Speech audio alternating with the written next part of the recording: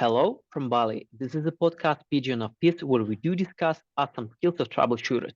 Watch, listen, and check the description below for the details. Let's talk about paranormal phenomena and let's start with the definition. Sometimes we heard or we read some news that plane disappear, or some man could read thoughts of others, or maybe it telepathy, or there is some group of people which could talk to the horses, or they could talk to the dead. And if you will hear this for very often, you sometimes will think maybe it could happen. I am scientist and I do some researches, but in the deep of my heart, I would be rather happy if this exists. It's so good to know that we could talk to the gods or with some very famous people in our history, and maybe it's easy to give you a hint when you have a trouble in other country by mental связь connection. But a lot of different researches, they show that this all paranormal phenomena, they never happen. This just tricks. And Greek word para, it's mean closed by. So this like normal, which could exist in the nature, but paranormal, they quite close, and maybe it could even be described, but it's not true. And it's funny now that all of the time that I was hearing about this, it's always like friend of friends, but never the person who actually experienced that. And when the moment you may have someone, they just would put it in a different words, as if they don't want to really prove them being wrong or right, but they just want to bake their story with whatever assumptions. So whether when we're trying to look into it, why people would try to stick or try to think of non-imaginative, why they would try to see or seek the answer that they may not look for. So what is the point to build up all of the stories? We want to be stick to something which is important. First choice, I am just ordinary person. I just will tell you about how I go to the shop, how I read the book, how I write my articles. And another story I would tell you, then I have been to mountain of Kailash. Kailash is sacred, святой, sanctuary, святой. Saint place in somewhere in the mountains close to India, and there is a saying that no one could disturb the gods which lives on the paramount level of this mountain. Or another story, there is some fishes and giant calmars in the ocean, and they could stick to the ship and make it sink down.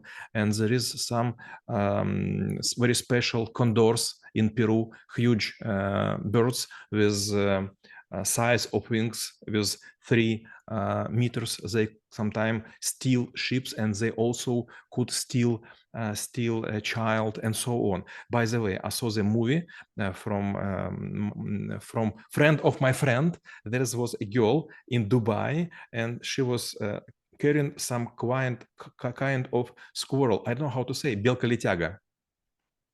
Flying squirrel. Flying square, and she threw it in Dubai somewhere on the top, and she was waiting until this small creature will land on the hand, but it was maybe eagle or maybe some kind of another wild bird, and it catch this squirrel and take it away. So it's quite a story.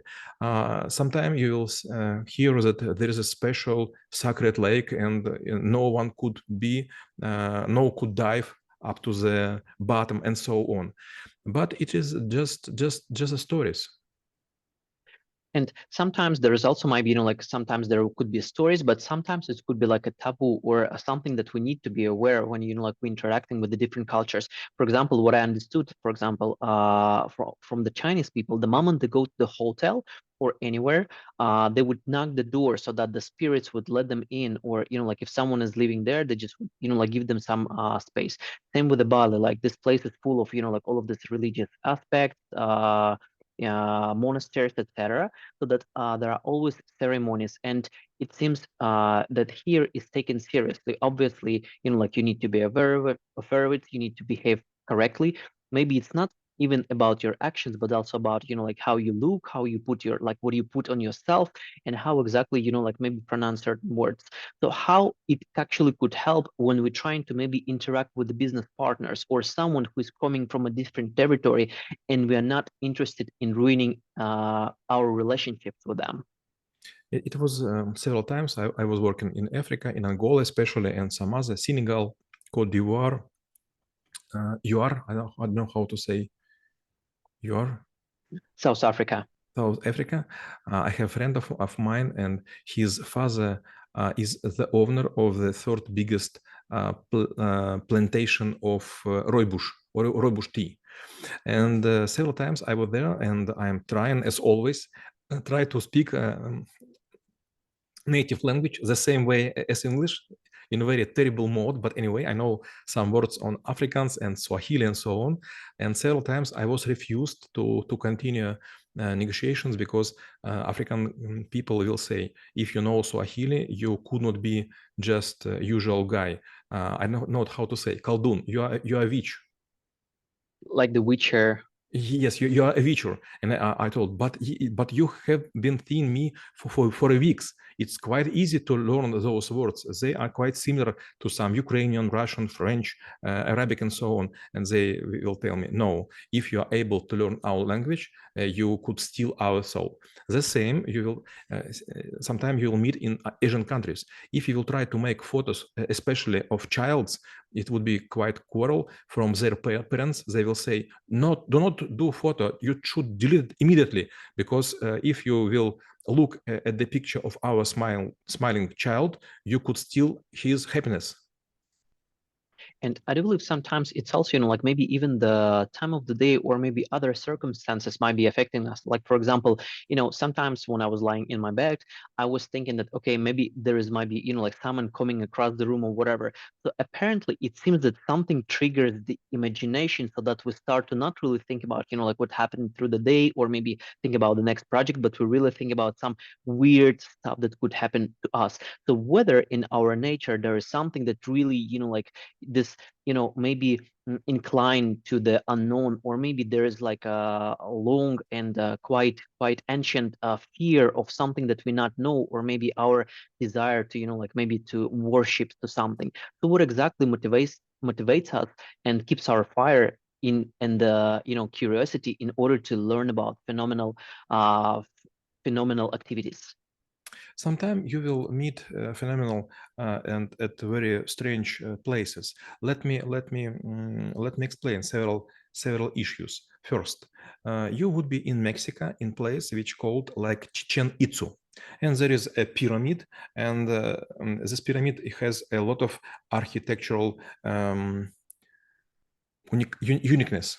For example, if the sun will go down, some kind of перила лестницы, handlers of the Handlers of the ladder would go like a giant snake. And you feel, if you will stay, for example, for 10 minutes, you will definitely see the giant snake in the shadow. This is a visual effect. Second, which is beloved by guides, they will stand at some point and they will make special applause.